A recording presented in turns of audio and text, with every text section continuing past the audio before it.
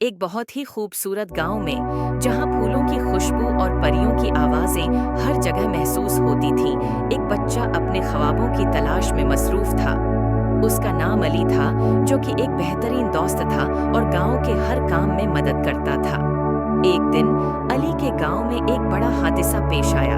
एक बेरहम तूफान ने गांव की परियों की राहें बंद कर दी और सारी खूबसूरती को बर्बाद कर दिया। परियों की बादशाहत की खूबसूरत महल को भी मालूम हुआ और वो सरसब्ज और खुशबू का मरकज था।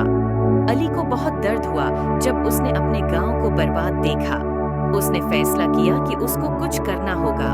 वो परियों के महल की जानिब बढ़ा और देखा कि वो बेहतरीन दोस्त परियां उसके पीछे रोती हुई बैठी है। अली ने परियां को पूछा कि क्या हुआ। परियां ने रोते हुए कहा, परियों की महल को तूफान ने तबाह कर दिया है और हमें कोई जगह नहीं मिल रही है जहां हम रह सकें। अली ने फैसला किया कि वो परियों की मदद करेगा। वो परियां को अपने घर ले गया और उसने अपनी माँ को बताया कि उन्हें मदद की जरूरत है। माँ ने अली को बेहतरीन तरीका बताया। हमें अपने गांव वालों के साथ मिलकर उनकी मदद करनी चाहिए। अली ने परियों के महल की बहाली के लिए मुख्तलिफ अफकार और मंसूबे बनाए। उसने अपने दोस्तों को भी मदद के लिए बुलाया। सबने मिलकर मेहनत की और परियों की मदद की। सरगर्मी और मेहनत के बाद उन्होंने परियों के महल को दोबारा तरतीब दिया और उन्हें एक बेहतरीन जगह में कायम किया।